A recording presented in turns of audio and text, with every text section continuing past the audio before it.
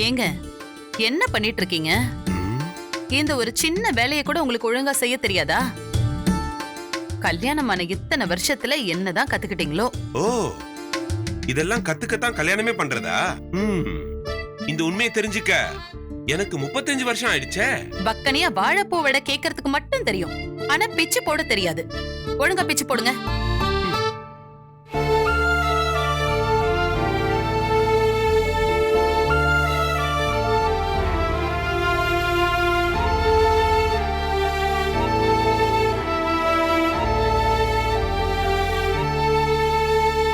டேய், நீதான் தாடியை நறுக்கிட்டு இருந்தல்ல, அந்த முடியோட வந்து உட்கார்ற?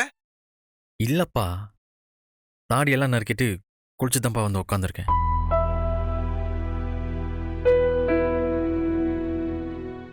ஏண்டா சரவணா, என்னோட நீ நல்லா பண்றியடா. நீயும் நிறைய வாழைப்பூ வடை சாப்பிடுவியோ? கடைக்கு ஸ்வீட்டு பஜ்ஜி பக்கோடான்னு போறேன்லப்பா, அதான் காய்கறி வெட்டி வெட்டி பழக்கமாயிடுச்சு. ஒரு வகையில் அதுவும் நல்லதுதான். வேலை பார்த்த மாதிரியும் ஆச்சு, பொண்டாட்டிய சமாளிச்ச மாதிரியும் ஆச்சு.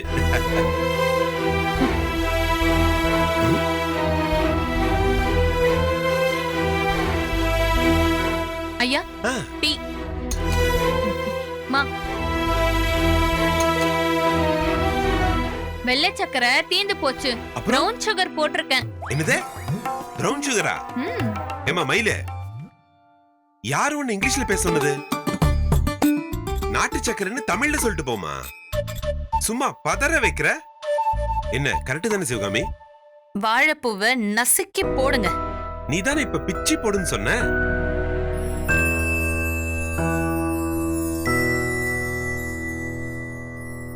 அம்மாவை என் கூட பேச வைக்க இதை விட்டா எனக்கு வேற வழி தெரியல.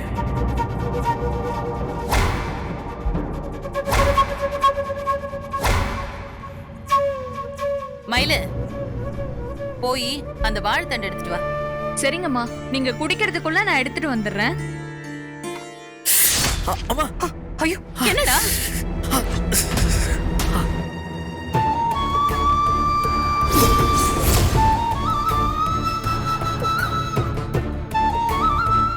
என்னடா? ஐயோ, ரத்தம். ஐயோ, மா, மா, டேய், மா. அடப்பாவி. ஐயோ, ஏ இருங்க ஒரு மயிலே, நிமிஷம். உள்ள போய் ஏதாவது எடுத்துட்டு வா.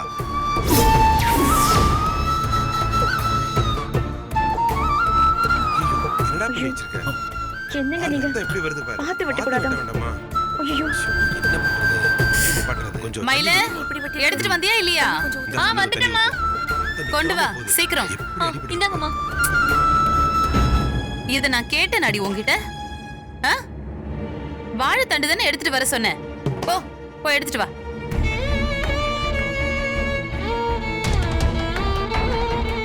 இந்தாங்கம்மா, போட்டு விடுங்க.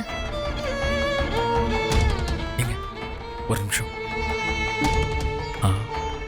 அம்மா,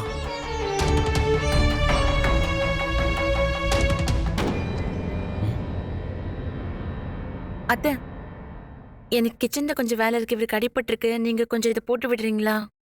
ஐயோ, நான் எதுக்குமா உங்க புருஷனுக்கு இதெல்லாம் செய்யணும்? நீங்களே போட்டு விடுங்க. இல்ல அத்தை, கிச்சன்ல எனக்கு வேலை இருக்கு, நீங்க கொஞ்சம் போட்டு விடுறீங்களா?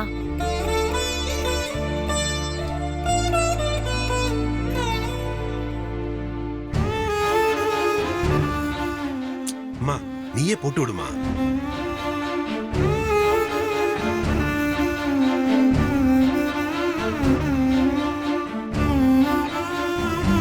இப்பதான் எவ்வளவு பெரிய சமையல்காரன்னு சொன்ன, என்னடா ஒரு கத்திரிக்காயை வெட்ட தெரியாம கையை வெட்டிக்கிட்டியே. ஒன்றும் இல்லைப்பா, ஒன்றும் பிரச்சனை இல்லை, சின்ன காயம் தானே. காயம் சின்னதா இருந்தாலும் இதோட போய் எப்படி கடை வேலைலாம் பாப்பீங்க? அதெல்லாம் சர்க்கரையா இருக்கா, சமாளிச்சுக்கலாம், ஒன்றும் பிரச்சனை இல்லை. எனக்கு கிச்சன்ல வேலை இருக்கு, நான் போய் பாக்குறேன்.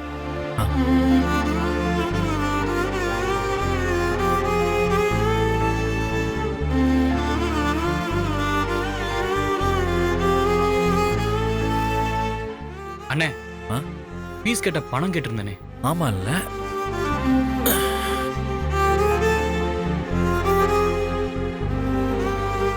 ஏழாயிரம் தானே? ஆமாண்ணே. போய் கட்டி நல்லபடியா படி. என்ன டேய், கூடாது. மயில, மா, அவங்கள கூப்பிடு. யாரு? சந்தியா மேடத்தை கூப்பிடு. அம்மா சந்தியாமா, அம்மா கூப்பிடுறாங்க. இந்த வரேன். அம்மா என்னம்மா பண்றீங்க? அத்தை இரு, வாங்கம்மா. உங்க புருஷன் என்ன வேலை பண்ணிருக்காருன்னு பாருங்க. பணம் கொடுக்கறாரு. உங்களுக்கு தெரியாம தம்பிக்கு பணம் கொடுக்கறாரு. இந்தாங்க, இத புடிங்க புடிங்க புடிங்க. வெச்சுக்கோங்க. புடிங்க புடிங்க. ஐயோ ஐயோ ஐயோ. இனிமே நீங்க எதை கொடுக்கறதா இருந்தாலும் உங்க பொண்டாட்டி கையில கொடுங்க. அப்பதான் அவங்களுக்கு இதெல்லாம் தெரியும். இல்லன்னா அது வேற பிரச்சனை ஆயிடும். ஐயோ, எதுக்கு அதெல்லாம்?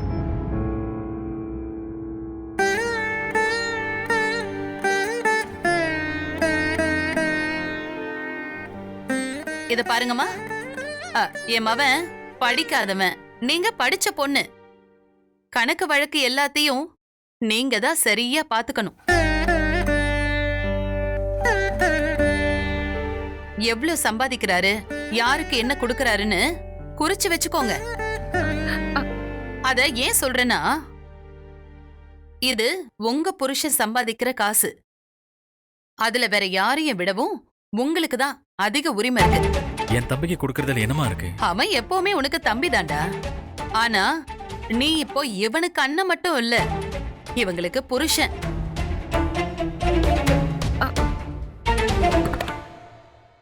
அப்போ உங்க வீட்டுக்காரிய கேட்டுட்டு தானே எதையும் செய்ய முடியும். இல்லன்னா எல்லாருக்கும் கஷ்டம்தான். அப்புறம் நீயும் ரொம்ப வருஷமா இந்த குடும்பத்தோட வரவு செலவெல்லாம் பாத்துட்டு இருக்க, நல்லது கெட்டதெல்லாம் பாத்துட்டு இருக்க. இனிமேலும் அதை செய்யணும்னு எந்த அவசியமும் இல்ல. அம்மா என்னம்மா? உங்களுக்குன்னு ஒரு குடும்பம் வந்துருச்சு. உங்க வழியை நீங்க பாத்துக்கோங்க. இனிமே வீட்டு செலவுக்குன்னு எதுவும் காசு தர வேண்டாம்.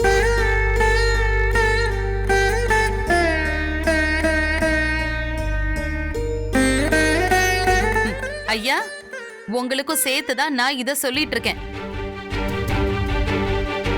இந்த வீட்டு செலவுக்காக கொஞ்சம் பணம் கேட்டதுக்காக தான் உன் பொண்டாட்டி குடோனியே கொளுத்திட்டா. சம்பாதிக்கிற காசை முதல்ல உன் பொண்டாட்டி கிட்ட கொடுத்துரு. நீங்க அத பேங்க்ல வேணும்னா போடலாம், நகை வேணும்னா வாங்கலாம். அது உங்க பணம் தானே, உங்களோட முடிவு. என்ன வேணும்னாலும் பண்ணிக்கோங்க. நான் எதுவும் கேட்க மாட்டேன்.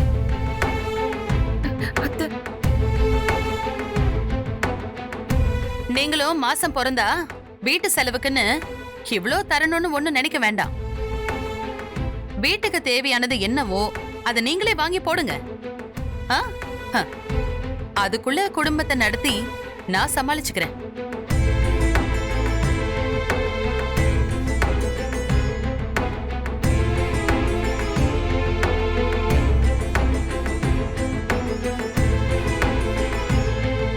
என்ன வேடிக்கை பார்த்துட்டு நிக்கிறீங்க? போங்க போங்க, கிளம்பி போங்க.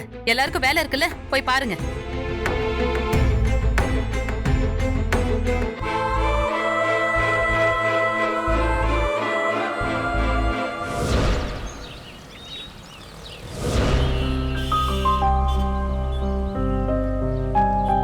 இந்த பவர் சத்திர பார்ட்டி அப்பவே ஃபோன் பண்ணி சீக்கிரம் கொண்டு வர சொன்னாருண்ணே. சரிடா, சீக்கிரம் எடுத்து வை, முடிச்சிடலாம். கொஞ்சம் தானே இருக்கு. சரக்கு அதிகமா இருக்கு, நானும் வரட்டுமா? நீ வந்தா கடையாடுற பார்த்துப்பா, நான் சமாளிச்சுக்கிறேன். நீ இங்கே இரு. நீ ஏன் இவ்வளவு டல்லா இருக்குன்னு எனக்கு நல்லா தெரியும்ண்ணே. என்ன தெரியும் உனக்கு? வேலையை பாடுறா. ரொம்ப போட்டு அழட்டிக்காதண்ணே. சீசன் வந்தா சாரல் வரும், இல்லனா இல்ல. இங்க நீயும் நானும் நினைச்சா மாத்த முடியாது. என்னடா உளர்ற? வளரலண்ணே, இதுதான் வாழ்க்கை தத்துவம். இன்னைக்கு கேலண்டர்ல படிச்சேன். நீ ஏன்டா சக்கரை படிக்கல? ஏன் திடீர்னு கேக்குறீங்க? சும்மா தான் சொல்லு. எல்லாம் உனக்கு தெரிஞ்சது தானே. வீட்டில் கஷ்டம், பள்ளிக்கூடம் அனுப்புகிற அளவுக்கு வசதி இல்லை, அப்படியே தொழிலை பக்கம் வந்தாச்சு. நீ படிக்கணும்னு ஆசைப்படுறியாடா சக்கரை? நான் வேணா உன்னை படிக்க வைக்கவா? இன்னைக்கு உனக்கு என்ன ஆச்சு? ஏன் ஓவரா நல்லவ மாதிரி பேசுற? டேய் சொல்றா, படிக்கிறியா? மனசுல ஆசை இருந்தாலும் முடியாதுண்ணே. 5-6 வருஷம் ஆச்சு பள்ளிக்கூடத்துக்கு போய். புத்தகத்தை பார்த்தாலே பயமா இருக்குண்ணே. எங்க அண்ணன் கடை திறந்தான்ல, அதுக்கு வாங்கின கடன் வேற இருக்கு, அதை வேற அடைக்கணும். அதெல்லாம் அப்புறமா பாத்துக்கோண்ணே. நீ முதல்ல பாவூர் சத்திரம் கிளம்பு.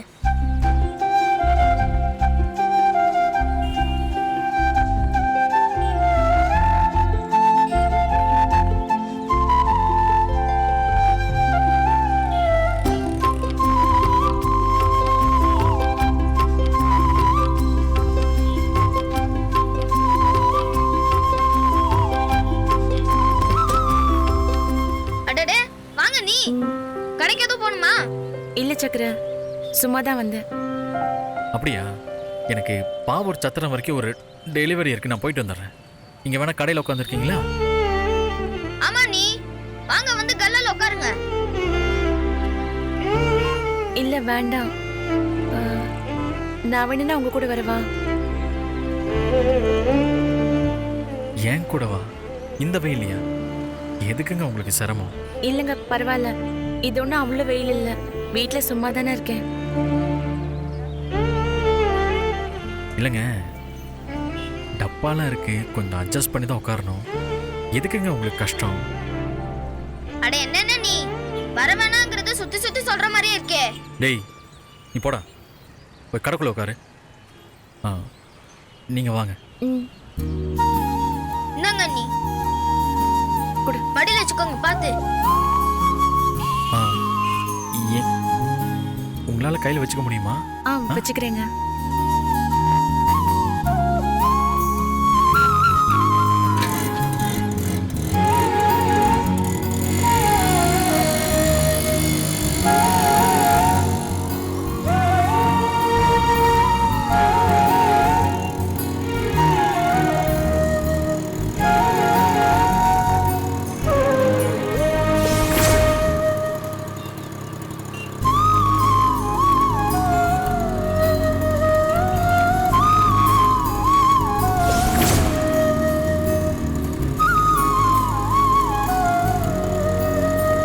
ஏங்க பார்த்து.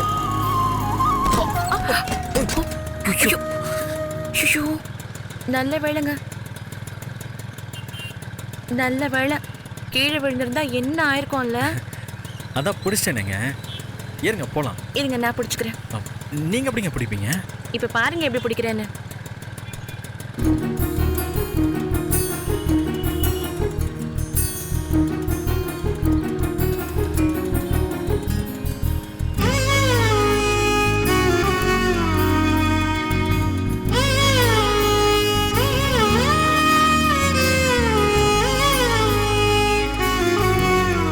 இப்ப உங்களுக்கு ஓட்ட வசதியா இருக்குமா? ஆ, போலாம்.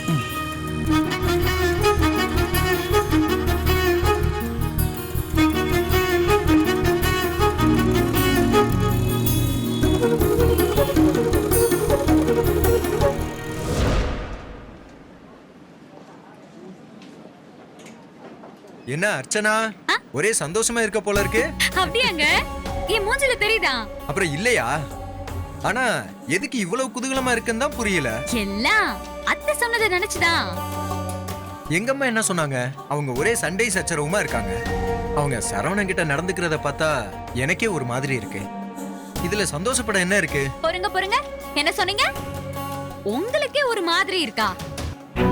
என்னங்க திடீர்னு யூட்டன் அடிச்சு அந்த பக்கமா வண்டியை திருப்புறீங்க? அதெல்லாம் ஒண்ணு இல்ல. இருந்தாலும் அவன் என் அண்ணன் இல்ல.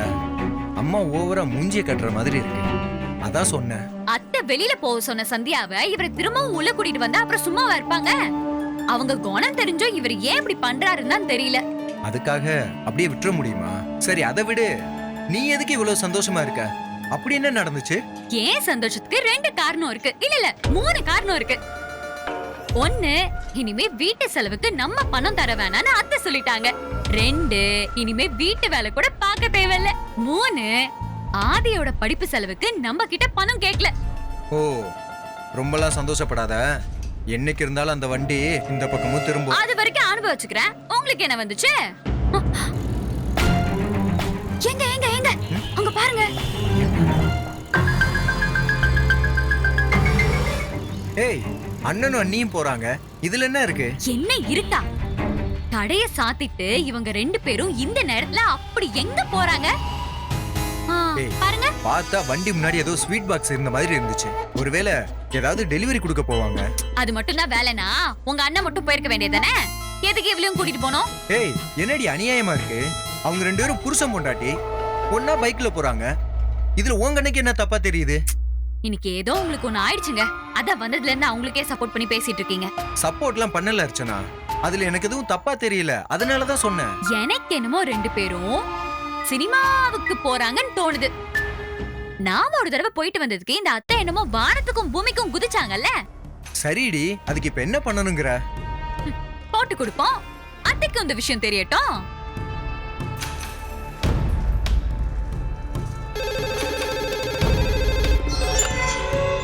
ஹலோ, ஹலோ அத்தை, நான் இங்க கடையில வேலையா இருக்கேன் அத்தை. இருந்துட்டு போ. என்ன இப்போ? இல்ல அத்தை, சரவணனும் சந்தியாவும் ஒரே வண்டியில கிளம்பி ஜோடியா வெளியில போறாங்க அத்தை. ம், சரி, அதுக்கு என்ன இப்போ? ஒன்னும் இல்ல அத்தை, சும்மா உங்ககிட்ட சொல்லணும் தான். எனக்கு என்னமோ அவங்க 2 பேரும் சினிமாக்கு போற மாதிரி தான் தோணுது அத்தை. ஏன்டி இப்படி? யாரு எங்க போனா உனக்கு என்ன? எதுக்கு கண்ட கண்ட விஷயத்துக்காக எனக்கு போன் பண்ணிட்டு இருக்க? போனவை. என்னங்க அத்தை, என்னங்க இப்படி சொல்றாங்க? யாரு எங்க போனா உனக்கு என்னன்னு கேக்குறாங்க? நினைச்சேன் அவங்க இப்படித்தான் ஏதாச்சும் சொல்லுவாங்கன்னு எதிர்பார்த்தேன். நீங்க பாவூர் சத்திரம் போயிருக்கீங்களா? இல்லங்க, நான் எங்க அங்கெல்லாம் போயிருக்கேன். ம். அந்த ஊர்ல எந்த தெருவுல நுழைஞ்சாலும் லேடிஸ் கூட்டம் கூட்டமா உட்காந்து பீடி சுத்திக்கிட்டு இருப்பாங்க. அந்த ஊர் ஏரியா முழுக்க அதான் வேலையே. பீடி சுத்தி சம்பாதிச்ச காசை வச்சு பொண்ணுங்களுக்கு கல்யாணம் பண்ணி கொடுத்து வாழ்றவங்க எத்தனையோ பேர் இருக்காங்க. அது மட்டும் இல்லைங்க, இந்த பீடி கம்பெனில பிஎஃப் பிடிப்பாங்க. அதை பிடிச்சாச்சுன்னு மக்கள் சொல்லுவாங்க. கல்யாணம் பண்ணும்போது அந்த ஊர்ல வரதட்சணை தருவாங்கல்ல, அந்த மாதிரி இங்க ஒரு பொண்ணோட கல்யாணத்துல அவங்க பீடி கம்பெனி பிஎஃப் அக்கவுண்ட்ல காசு எவ்வளவு இருக்குன்றது ஒரு கணக்கு. ஓ, ம். அவங்க பீடி சுத்துற வேகத்தை பார்த்தா இந்த விரலெல்லாம் கூட பீடி மாதிரியே தோணும். என்னங்க அமைதியாவே இருக்கீங்க? நான் உங்க மனசை மாத்தி பேச்ச வேற பக்கம் திருப்பலான்னு பார்த்தா நீங்க வரவே மாட்டேங்கிறீங்களே. முடியலங்க. அத்தை சொன்ன ஒவ்வொரு வார்த்தையும் என் காதுல கேட்டுக்கிட்டே இருக்கு. என்ன அவங்க இவங்கன்னு சொல்றதே என்னால தாங்கிக்கவே முடியல. உங்களை அவர் இவர்னு சொல்ல எப்படிதான் அவங்களுக்கு மனசு வருதோ எனக்கு தெரியல. அவங்களுக்கு கோவம் வந்தா உரிமையா கெட்ட வார்த்தை கூட திட்டட்டுமே, ஏன் 4 அடி கூட அடிக்கட்டுமே, அதை விட்டுட்டு இப்படி பேசுறாங்களே. அதை நினைச்சா எனக்கு ஒரு மாதிரி தாங்க இருக்கு. என்ன செய்யறது? அவங்க கோபம் குறைஞ்ச பாடு இல்லை. இன்னும் எத்தனை நாளைக்கு இப்படியே இருக்க போகுதுன்னு ஒன்றும் புரியலங்க. இது என்னால நடந்த பிரச்சனை இல்லனா உங்க மேல அவ்வளவு பாசம் இருக்கிற அத்தை இந்த அளவுக்கு வெறுப்ப கொட்டவே மாட்டாங்க. என்ன காப்பாத்த போய் தானே உங்களுக்கு இதெல்லாம். இப்ப எதுக்குங்க அதை பேசிக்கிட்டு? ஒரு பிரச்சனைன்னு வரும்போது உங்களை நான் காப்பாத்தாம வேற யார் காப்பாத்துவா? நான் இன்னொன்னு கூட உங்ககிட்ட கேட்கணும்னு இருந்தேன். அத்தை, ஆதி, செந்தில், அர்ச்சனா எல்லாருமே நான் தான் போலீஸ் கம்ப்ளைண்ட் கொடுத்தேன்னு சொன்னப்போ உங்க மனசுல மட்டும் எந்த எண்ணமும் வரலையே எப்படி? நான் போலீஸ் கம்ப்ளைண்ட் கொடுத்துருக்க மாட்டேன்னு எப்படி திடமா நம்புனீங்க? ஏன்னா நான் உங்களை முழுசா நம்பணுங்க. ஒரு அப்பா தான் குழந்தைய மேல தூக்கி போடும்போது அது அவரை பார்த்து சிரிக்குது. எப்படி? இந்த ஆளு நம்மளை சாகடிக்க பாக்குறான்னு அதுக்கு அழுகையும் கோபமும் தானே வரணும். ஆனா சிரிக்குது. ஏன்னா அதுக்கு தெரியும் இவரை நம்மளை பிடிச்சிருவாரு. அந்த நம்பிக்கைய விளக்கமா சொல்ல முடியாது இல்ல? அந்த மாதிரி தான்.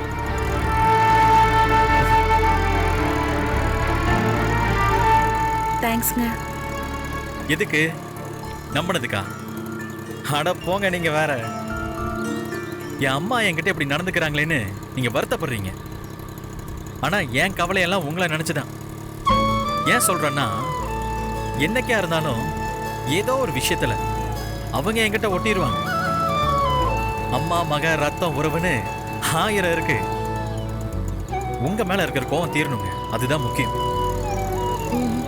இல்லைங்க, நான் அப்படி பார்க்கல. பெத்த பிள்ளையே இப்படி பண்ணிட்டானேன்னு உங்க மேல ஒரு ஏமாற்றம், ஒரு வருத்தம், அதுதான் அவங்க மனசுல ரொம்ப பெருசா இருக்கு. இதை இப்படியே விட்டா பாறை மாதிரி உறைஞ்சு போயிடும். ஏதோ ஒண்ணு செஞ்சு உங்க 2 பேரையும் ஒண்ணு சேர்த்து வைக்கணும். ஆனா அது நீங்க நினைக்கிற மாதிரி அவ்வளோ ஈஸி கிடையாதுங்க. ஏன்னா எங்க அம்மா எவ்வளவு பிடிவாதம்னு எனக்கு தெரியும். என்னதான் பிடிவாதமா இருந்தாலும் பாசத்துக்கு முன்னாடி எல்லாருமே அடிபணிஞ்சு தானே ஆகணும். கண்டிப்பா அத்தை உங்களை மன்னிப்பாங்க. பாப்போம், எல்லாம் சீக்கிரமே ஒரு முடிவுக்கு வந்தா நல்லா இருக்கும். வீட்டுக்குள்ள போகவே ஒரு மாதிரி இருக்கு. கவலைப்படாதீங்க, எல்லாமே நல்லதாவே நடக்கும்.